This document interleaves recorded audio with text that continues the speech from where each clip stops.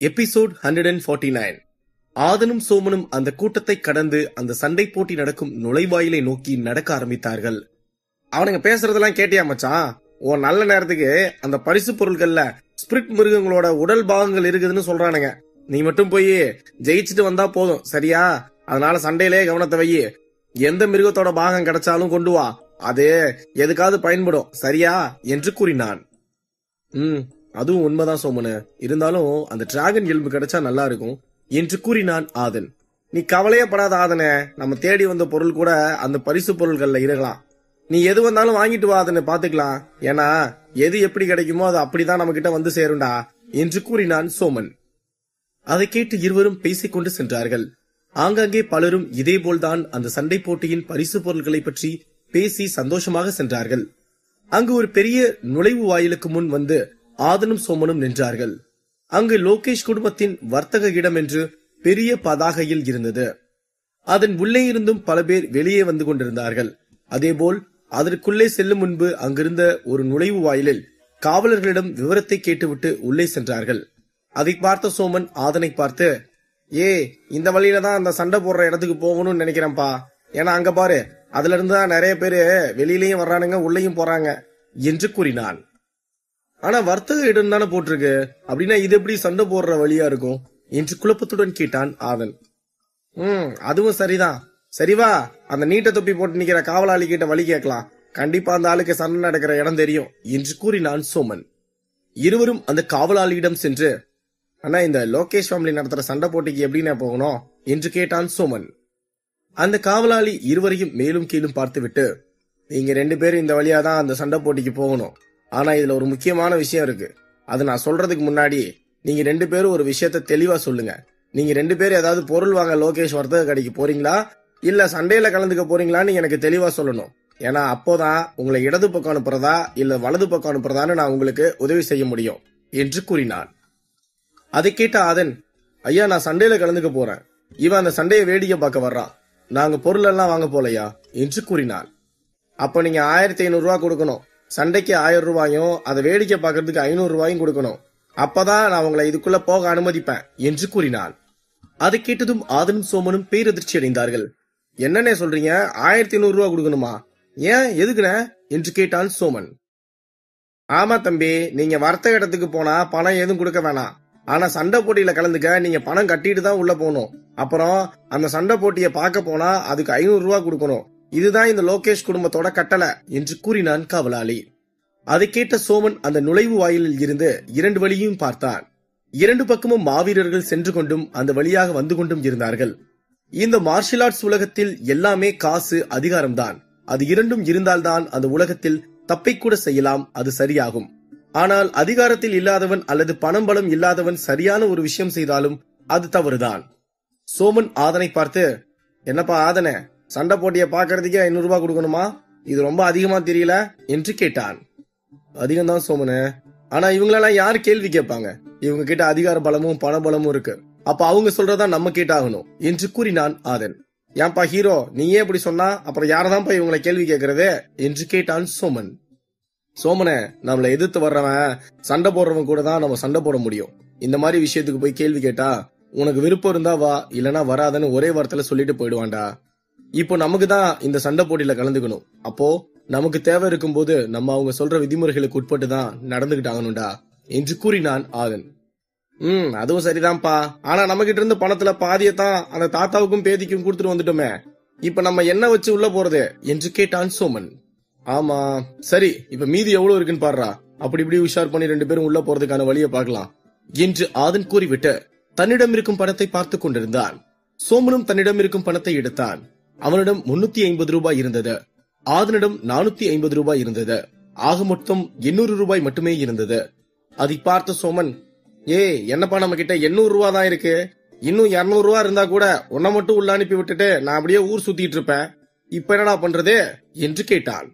அதான் எனக்கும் தெரியல, இரு வரேன் என்று ஆதன் சோமனை பார்த்து கூறிவிட்டு அந்த காவலாளியை பார்த்து, ஐயா எங்க கிட்ட 800 ரூபாய் தான் இருக்கு. இது கூட எங்க கிட்ட இருக்க 5 டிமானிக் மாத்திரையும் கொடுக்குறேன், எங்களை உள்ள விடுறீங்களா என்று கேட்டான். இல்ல தம்பி, பணம் மட்டும்தான் கொடுத்து உள்ள போகணும். வேற எந்த பொருள் கொடுத்தாலும் உள்ள விடக்கூடாதுன்னு எனக்கு லோகேஷியா குடும்பத்தில இருந்து சொல்லிருக்காங்கப்பா என்று கூறினான் காவலாளி. அதை கேட்ட ஆதன் திரும்பி சோமனை பார்த்து, என்ன சோமன, ஒன்னு கைகூடி வரும்போது இன்னொன்னு கையை விட்டு போயிருது. சரி வா, நம்ம அந்த வர்த்தக கடைக்கு போய் இதுல ஏதாவது வாங்க முடியுமான்னு பார்க்கலாம் என்று கூறினான். அப்போது ஆதனுக்கு பின்னால் இருந்து ஒரு குரல் வந்தது. வேண்டாம் ஆதன், உனக்கும் சேர்த்து நான் பணம் கட்டுறேன், நீ உள்ள வந்து சண்டையில பங்கெடுத்துக்கோவா என்று கேட்டது. அதை கேட்டதும் ஆதனும் சோமனும் திரும்பி அந்த நபரை பார்த்தார்கள். அந்த நபர் வெள்ளை நிறமான உடையை போட்டுக்கொண்டு நின்று கொண்டிருந்தான். அப்போது அந்த நபர் தன்னிடம் இருந்த 2500 ரூபாயை எடுத்து அந்த காவலாளியிடம் கொடுத்துவிட்டு, நாங்க 2 பேரும் அந்த சண்டை போட்டிக்கு போறோம், அப்புறம் இவன் சண்டைய பாக்குறதுக்கு வர்றான், ஆக மொத்தம் 2500 ரூபாய் சரியா இருக்கான்னு பாருங்க என்று கூறினான் அந்த நபர். அதை பார்த்த அந்த காவலாளி, சரியா இருக்கு, இப்ப நீங்க 3 பேரும் வலது பக்கம் போலாம் என்று கூறினான். அதை கேட்டதும் ஆதன் மிகவும் சந்தோஷமாக உணர்ந்தான். அவன் அந்த 800 ரூபாயை எடுத்துக்கொண்டு வந்த அந்த நபரிடம் கொடுத்து விட்டு, இதை நீங்க வச்சுக்கோங்க, நான் மீதி பணத்தை சீக்கிரம் உங்ககிட்ட திருப்பி கொடுத்துறேன் என்று சிறு புன்னகையுடன் கூறினான் ஆதன். அந்த நபர் 800 ரூபாயில் 500 மட்டும் எடுத்துக்கொண்டு, இந்த 300 ரூபாயை நீங்க வச்சுக்கோங்க, இது உங்களுக்கு உதவியா இருக்கும், அப்புறம் நான் உனக்கு கொடுத்த 1000 ரூபாய் உனக்கு நான் கொடுத்த பரிசா நினைச்சுக்கோ என்று கூறினான்.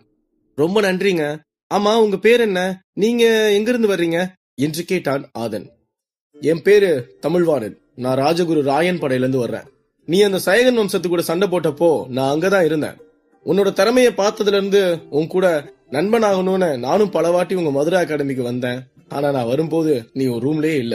சரி, எல்லாமே அதுக்கான நேரம் வரப்பதான் நடக்கும், அதனாலதான் இந்த மாதிரி நேரத்துல நண்பனா இருக்கும் என்று கூறினான் தமிழ்வாணன்.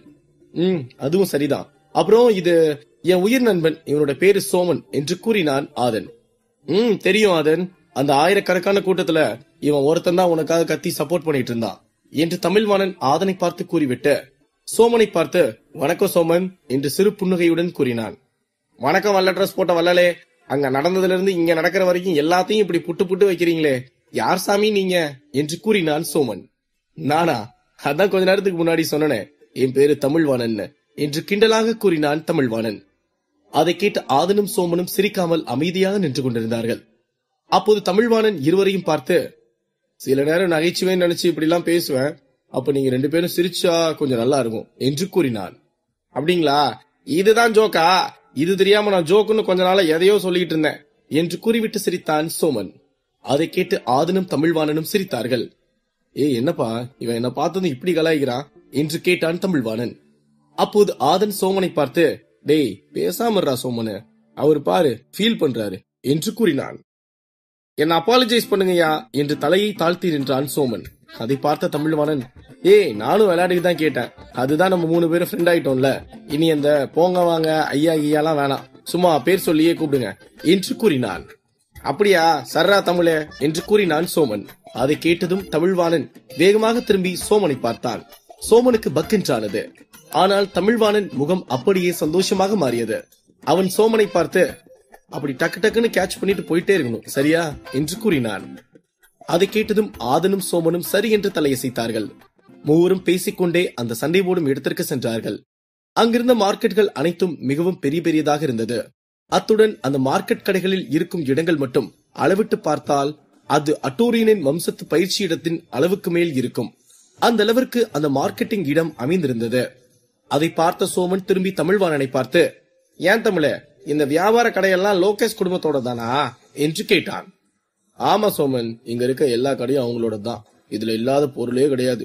அதனால இந்த உலகத்துல இருக்க மாவீரர்கள் எல்லாம் எந்த போருக்கு போனாலும் எவனை அழிக்க நினைச்சாலும் முதல்ல இங்கதான் வருவாங்க. ஏன்னா இங்கதான் ஆயுதம்னாலும் சரி, மந்திர திரவியங்கள்னாலும் சரி எல்லாமே கிடைக்கும். அதே அளவுக்கு காசு ரொம்ப அதிகமா இருக்கும் சோமன. இதுக்கே இப்படி ஆச்சரியப்படுற, இந்த சண்டைக்கு உலகத்துல இருக்க எல்லாரும் வந்திருப்பாங்க, வந்து பாரு உனக்கே தெரியும் என்று கூறினான் தமிழ்வாணன். அப்படியா, அப்ப வாங்க வாங்க அங்க போய் பார்க்கலாம் என்று சந்தோஷமாக கூறினான் சோமன். மூவரும் பேசிக்கொண்டு அந்த சண்டை போடும் மைதானத்திற்கு வந்து நின்றார்கள். அங்கு சைகன் வம்சத்து போட்டியில் இருந்த கூட்டத்தை விட 3-4 மடங்கு கூட்டம் இருந்தது. அது மட்டுமின்றி அங்கு சண்டை போட வந்த நபர்கள் மட்டும் கணக்கெடுத்தால் சைகன் வம்சத்து சண்டையில் சண்டை போட வந்த மாவீரர்களை விட 2 மடங்கு அதிகமாக இருந்தார்கள். அத்துடன் அந்த சண்டைக்கு மேலும் மேலும் ஆட்கள் வந்து கொண்டே இருந்தார்கள். அந்த சண்டைக்கு ஏற்பாடு செய்யும் மேடை ஒரு பக்கம் இருந்தது. மற்றொரு பக்கம் அந்த சண்டை போட்டியை நடத்தும் லோகேஷ் ஃபேமிலிக்கு மிகவும் பிரம்மாண்டமான ஒரு மேடை உருவாக்கப்பட்டிருந்தது. அதன் பிறகு அந்த சண்டையை பார்க்க வரும் நபர்களுக்கு மற்றொரு பக்கம் இடம் கொடுக்கப்பட்டிருந்தது. அப்போது தமிழ்வாணன் சோமனை பார்த்து, சோமனே, நீ அங்கதான்ப்பா போய் உட்காரணும், நாங்க 2 பேரும் இந்த பக்கம் போய் உட்காரணும்பா என்று கூறினான். அதை கேட்ட சோமன், சரிப்பா, உங்க 2 பேருக்கு என்னோட அன்பான வாழ்த்துக்கள், பார்த்து ஜெயிச்சுட்டு வாங்க, நான் அந்த பக்கம் இருந்து உங்களுக்கு கத்திக்கிட்டு இருப்பேன், சரிங்களா என்று கூறிவிட்டு ஆதனை பார்த்து, மச்சான், உனக்கு சயகன் வம்சத்துல எப்படி ரசிகர் பட்டாளம் திரட்டனோ அதே மாதிரி 2-3 மடங்கு இங்க ஆள் திரட்டலாம் போல இருக்கே, அதனால கவலைப்படாம கவனமா இரு, ஜெயிச்சுட்டு வா, சரியா என்று கூறிவிட்டு இருவரையும் கட்டியணைத்து பாராட்டிவிட்டு தனது இடத்திற்கு சென்று அமர்ந்தான். சோமன் பேசியதை கேட்ட தமிழ்வாணன், உனக்கு ஒரு நல்ல நண்பன் கிடைச்சிருக்கான் ஆதன், இவனை மட்டும் உன் வாழ்க்கையில எந்த காரணத்துக்காகவும் விட்டு கொடுத்துறாது, சரியா என்று கூறினான். சரிப்பா, வா, நம்மளும் போய் அங்க உட்காரலாம் என்று கூறிவிட்டு அங்கிருந்து ஒரு இடத்தில் ஆதனும் தமிழ்வாணனும் அமர்ந்தார்கள். அப்போது அங்கிருக்கும் அனைவரும் அங்கு நடக்கும் சண்டையை பற்றி பேசிக் கொண்டிருந்தார்கள். ஆதனும் தமிழ்வாணனும் பேசி சிரித்துக் கொண்டிருந்தார்கள். மறுபக்கம் சோமன் அந்த இடத்தை சுற்றி பார்த்து கொண்டிருந்தான். அப்போது அவன் அந்த பெரிய மேடையை பார்க்கும்போது அங்கு அந்த மேடைக்கு நடுவில் ஒரு கண்ணாடி குவளையில் ஒரு எலும்பு போல் ஒன்று வைத்திருந்தார்கள். அதை பார்த்த சோமன் அவனுக்கு அருகில் இருந்த ஒரு நபரை பார்த்து, ஏன்பா பானவயிறு தம்பி, அங்க பெரிய மேடையில நடுவுல ஏதோ எலும்பு துண்டு மாதிரி வச்சிருக்காங்களே, அது என்னதான்ப்பா என்று கேட்டான். மறுபக்கம் ஆதனும் தமிழ்வாணனுடன் பேசிக் கொண்டிருக்கும் போது ஆதனும் அந்த பெரிய மேடையை பார்த்தான். அந்த மேடையின் நடுவில் ஒரு எலும்பு வைத்திருப்பதை பார்த்ததும் அவனும் தமிழ்வாணனை பார்த்து கேட்டான். அப்போது தமிழ்வாணன் அதை பார்த்துவிட்டு, அது உனக்கு என்னன்னு தெரியாது ஆதன், இதுதான்ப்பா டீமானிக் டிராகன் எலும்பு என்று கூறினான். மறுபக்கம் சோமனிடம் அதே பதிலை தான் அவனுக்கு அருகில் இருந்த நபர் கூறினான். அதை கேட்டதும் சோமனுக்கு சந்தோஷம் அதிகமானது. அவன் அந்த நபரை பார்த்து, உண்மையை சொல்லுப்பா, அது உண்மையாலுமே டீமானிக் டிராகன் எலும்புதானா என்று மீண்டும் ஒருமுறை கேட்டான். அட ஆமாப்பா, அந்த டீமானிக் டிராகன் எலும்பு தான் இன்னைக்கு போட்டியில விலை உயர்ந்த பரிசு, அதனாலதான் அதை மேடை நடுவுல வச்சிருக்காங்க, இதுக்குத்தான் இன்னைக்கு எல்லா மாவீரர்களும் சண்டையே போட போறாங்கப்பா என்று கூறினான் அந்த நபர். அதை கேட்டதும் சோமன் சந்தோஷத்தில் அந்த நபரின் வயிற்றில் 2 அடி அடித்துவிட்டு, அப்படியா, சரிப்பா சரிப்பா என்று கூறிவிட்டு ஆதனை அங்கிருந்தவாறே தேடினான். அதே நேரம் தமிழ்வாணனும் இதே விஷயத்தை ஆதனிடம் சொல்லியிருந்தான். அதனால் அவனும் சந்தோஷத்தில் இந்த விஷயத்தை சோமனிடம் சொல்ல வேண்டும் என்று சோமனை தேடினான். இருவரும் ஒன்று சேர பார்த்துவிட்டு அந்த மேடையை ஒரே நேரத்தில் கை காட்டினார்கள். ஒருவரை ஒருவர் சொல்ல வருவதை இருவரும் புரிந்து கொண்டார்கள். ஆதன் சந்திக்க போகும் அந்த நபர் யார்? சோமனுக்கு காத்திருக்கும் அதிர்ச்சி என்ன? அடுத்தடுத்து கதைக்களத்தில் காத்திருக்கும் சிறப்பான சம்பவங்கள் என்ன? இதை பற்றி மேலும் தெரிந்து கொள்ள பாக்கெட் எஃப்எம் உடன் இணைந்திருங்கள். எபிசோட் 150. ஆதனும் சோமனும் அந்த பெரிய மேடையில் இருந்து டீமானிக் டிராகன் எலும்பை பார்த்துவிட்டு மிகவும் சந்தோஷமாக உணர்ந்தார்கள்.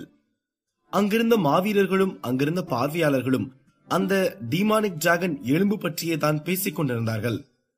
அங்கு சண்டை போட காத்துக் கொண்டிருந்த அனைத்து மாவீரர்களும் அங்கிருக்கும் அந்த டீமானிக் டிராகன் எலும்பை கைப்பற்றியே ஆக வேண்டும் என்று எண்ணிக்கொண்டிருந்தார்கள். ஏனென்றால் அது மிகவும் மதிப்புமிக்க ஒரு பொருளாகும். அப்படி இருக்கும்போது அது பரிசாக பணம் கொடுக்காமல் கிடைக்கும் என்றால் யார்தான் அதன் மீது ஆசை கொள்ள மாட்டார்கள்?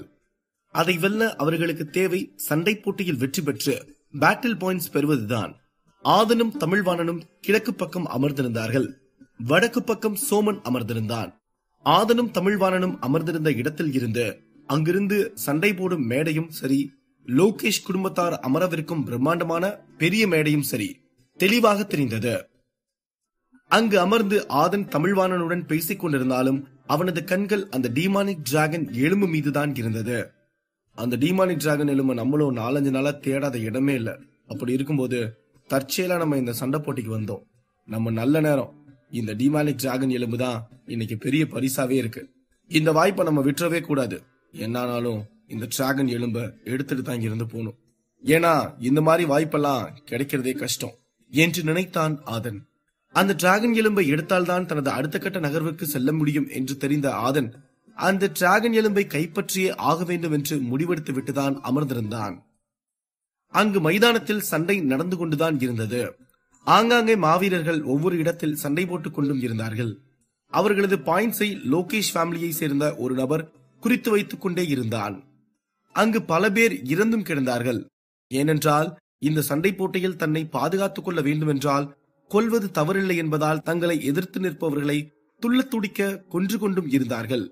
அங்கு இறந்து கிடக்கும் நபர்களை பார்த்து அங்கிருந்த பார்வையாளர்களின் மனம் பதைபதைத்தது. ஏனென்றால் அங்கு இறந்து கிடக்கும் மனிதர்கள் தலையில்லாமலும் கைகால்கள் இல்லாமலும் துடிதுடித்து இறந்து கொண்டு இருந்தார்கள்.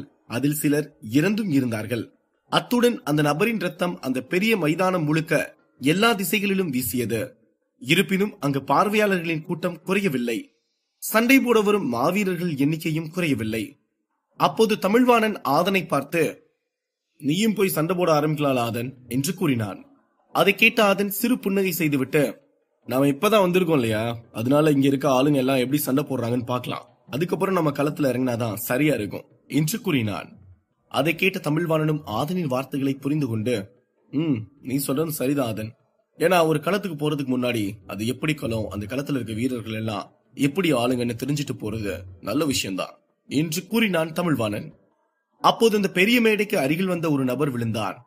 அதை பார்த்த அங்கிருந்த ஆதன், சோமன், தமிழ்வாணன் மற்றும் பார்வையாளர்கள் என்று அனைவரும் திரும்பி அங்கு பார்த்தார்கள். அங்கு ஒரு நபரின் கை துண்டிக்கப்பட்டிருந்தது. அவனை வாளெடுத்துக்கொண்டு ஒரு நபர் துரத்தி வந்து அவனது மற்றொரு கையையும் துண்டித்தான். அதை பார்த்து அங்கிருந்த அனைவரும் பேருதிர்ச்சி அடைந்தார்கள்.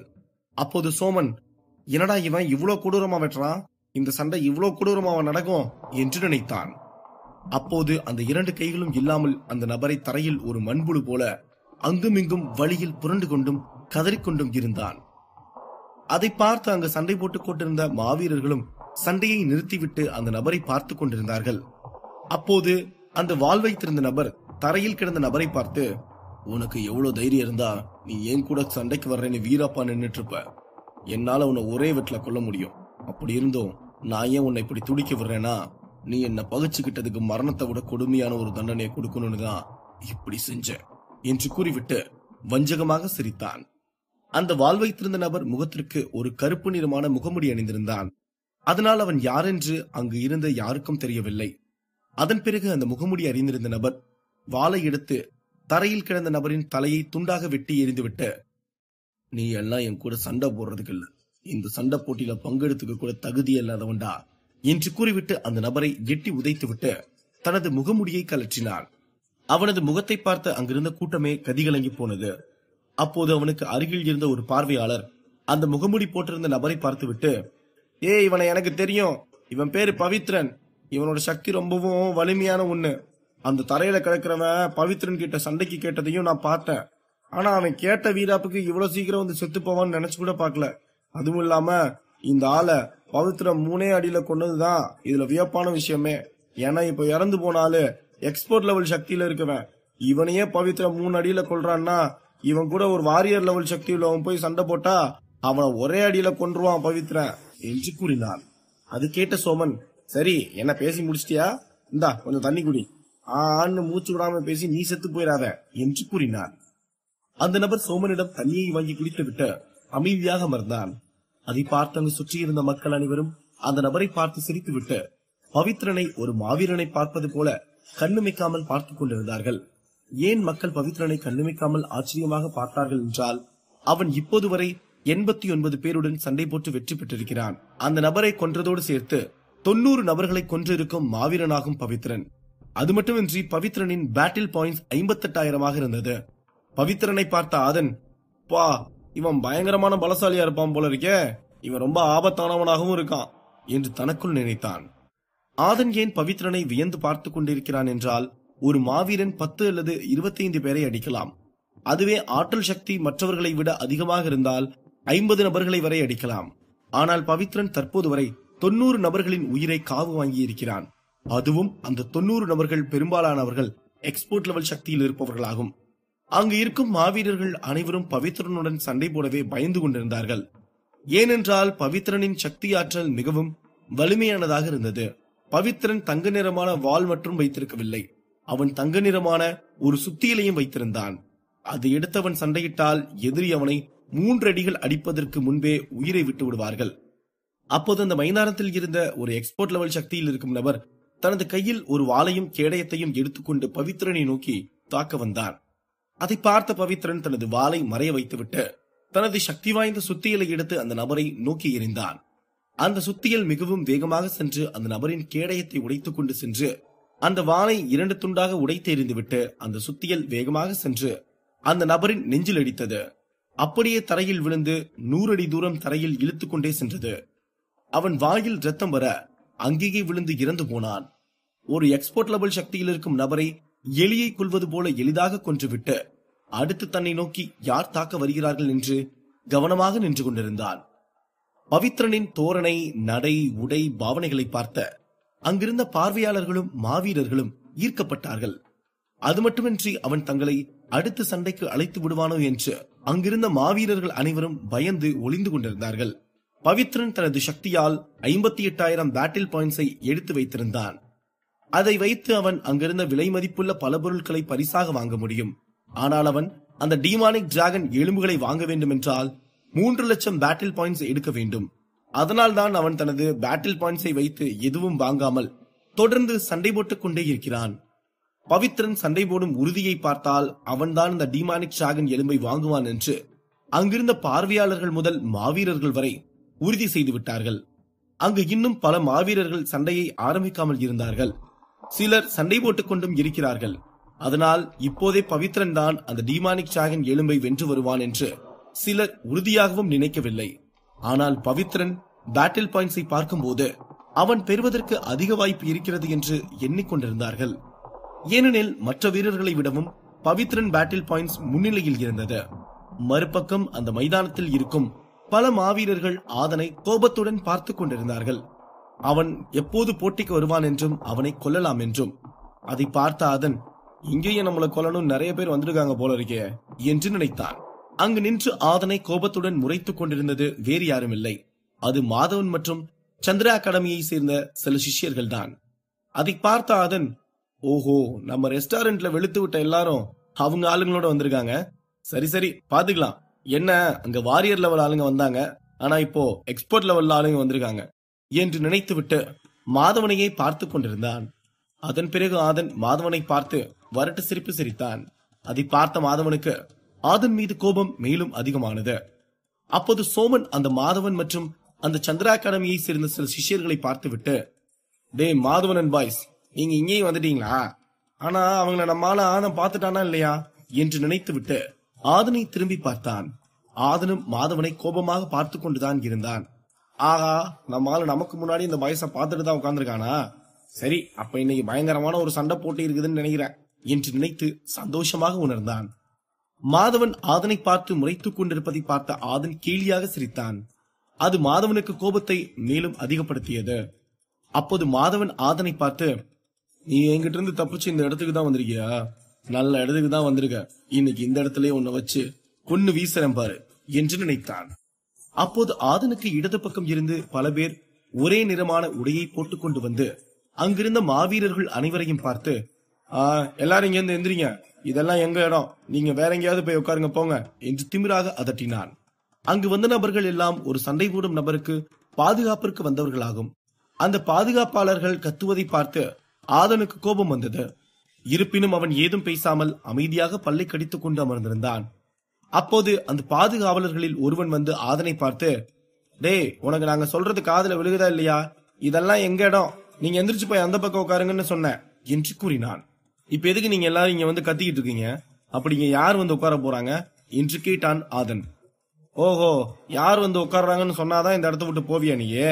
அப்படியெல்லாம் எதுவும் சொல்ல முடியாது, நீ இடத்த விட்டு கிளம்பு, கிளம்பிட்டே இரு, சும்மா இந்த விளக்கெல்லாம் கேட்டு தேவையில்லாம அடி வாங்கிட்டு போயிடாத என்று கூறினான் அந்த பாதுகாவலன். டேய், நீ ரொம்ப வாய் பேசுற. சரி, எத்தனை பேர் நீங்க இந்த போட்டியில கலந்துக்கு வந்திருக்கீங்க? அத சொல்லுங்க, வேணும்னா நான் இந்த இடத்த விட்டு போறேன் என்று கூறினான் ஆதன். எங்க தலைவி ஒருத்தவங்க தான் இந்த போட்டியில கலந்துக்க வந்திருக்காங்க. நாங்க எல்லாரும் அவங்களுக்கு பாதுகாப்புக்கு தான் வந்திருக்கோம். அதனால நாங்க அவங்க கூடவே இருந்தாதான் அவங்களுக்கு பாதுகாப்பா இருக்கும். அதனாலதான் இங்க இருக்க எல்லாரையும் அனுப்பிட்டு நாங்க உட்காரலான் இருக்கோம். இந்த விளக்கம் போதுமா, இல்ல இன்னும் ஏதாவது கேள்வி கேட்க வேண்டிய பாக்கி இருக்கா என்று கேட்டான் அந்த பாதுகாவலன். அதை கேட்ட ஆதன், கேள்வி எல்லாம் முடிஞ்சது, இப்ப பதில சொல்ற, நல்லா கேட்டுக்கோ. நான் இங்கதான் உட்காருவேன், நீ என்ன பண்ண முடியுமோ பண்ணிக்கோ என்று கூறினான். அதை கேட்ட பாதுகாவலனுக்கு கோபம் வந்துவிட்டது. அவன் கோபத்தில் ஆதனை அடிக்க செல்லும் போது அந்த கூட்டத்தில் இருந்த ஒருவன், குயிலி வந்துட்டாங்க, நான் பாக்குறது கனவா நிஜமா? அங்க நம்ம உட்கார்ந்திருக்க இடத்தை நோக்கிதான் வந்துட்டு இருக்காங்க என்று கத்தினான். அதை கேட்டதும் ஆதனும் அந்த பாதுகாவலர்களும் திரும்பி பார்த்தார்கள். அப்போது அங்கு குயிலி ஆதனை நோக்கி வந்து கொண்டிருந்தாள். அந்த நபரின் சத்தத்தை கேட்டதும் அங்கிருந்த கூட்டமே திரும்பி குயிலியை தான் பார்த்து கொண்டிருந்தது. அப்போது அங்கிருந்த ஒரு நபர், இவங்க வந்து இங்க உட்கார்றாங்கன்னா எனக்கு இது ரொம்ப ஆச்சரியமா தான் இருக்கு. எனக்கு தெரிஞ்சு இவங்களும் லோகேஷும் ஒருத்தர் விரும்புறாங்கன்னு நினைக்கிறேன். ஆனா அது வதந்தியா இல்ல உண்மையான்னு இன்னும் கொஞ்ச நேரத்துல தெரிய வந்துரும். அது உண்மையா இருக்கணும்னு தான் நான் நினைக்கிறேன். ஏன்னா இவங்க பெண்கள் வாரியர் லெவல்ல முதலிடம், லோகேஷ் எக்ஸ்போர்ட் லெவல் சக்தி உள்ளவங்கல்ல முதலிடம். இந்த காம்பினேஷன் தேடினாலும் கிடைக்காது. சரி பாப்போம் என்று கூறினார். அதை கேட்டு அங்கு கூட்டத்தில் இருந்த அனைவரும் ஆமென்றவாறு தலையசைத்து விட்டு அவரவர் இடத்தில் நின்றவாறே குயிலியை கண்ணிமைக்காமல் பார்த்து ரசித்துக் கொண்டிருந்தார்கள். அப்போது மீண்டும் கூட்டத்தில் இருந்த மற்றொரு நபர் குயிலியை பார்த்துவிட்டு, குயிலி அழகா இருப்பாங்கன்னு கேள்விப்பட்டிருக்கேன். ஆனா நான் கற்பனை செஞ்சதை விட இவங்க ரொம்பவே அழகா இருக்காங்க. அதை பார்க்கும்போது எனக்கு ரொம்ப சந்தோஷமா இருக்கு என்று கூறினான். அந்த கூட்டமே குயிலியை பற்றி தான் பேசிக் கொண்டிருந்தது. குயிலி எங்கு சென்றாலும் அங்கிருக்கும் மக்களை தன்வசம் ஈர்த்து விடுவாள். அந்த ஈர்ப்பு சக்தி அவளிடம் இயற்கையாகவே இருக்கிறது. ஒரு பக்கம் சண்டை கொடூரமாக நடந்து கொண்டிருந்தது. ஆனால் அங்கிருந்த கூட்டத்தினரின் கவனம் முழுக்க குயிலியின் மேல்தான் இருந்தது. அங்கிருக்கும் மக்கள் நடந்து கொள்ளும் விதத்தையும் அவர்கள் அனைவரும் பேசிக் கொள்ளும் விதத்தையும் பார்த்த ஆதன், இவனுங்களுக்கு வேற வேலையே இல்ல, ஒரு அழகான பொண்ணு வந்துட்டா வாயை திறந்துட்டு நிப்பானுங்க என்று நினைத்து விட்டு அவன் மட்டும் தனது இடத்தில் அமர்ந்து கொண்டு அந்த சண்டையை பார்த்து கொண்டிருந்தான். ஆதன் சந்திக்க போகும் பிரச்சனை என்ன, சோமனுக்கு காத்திருக்கும் அதிர்ச்சியூட்டும் விஷயம் என்ன, அடுத்தடுத்து கதைக்களத்தில் காத்திருக்கும் சுவாரஸ்யமான சம்பவங்கள் என்ன, இதை பற்றி மேலும் தெரிந்து கொள்ள பாக்கெட் எஃப்எம் உடன் இணைந்திருங்கள்.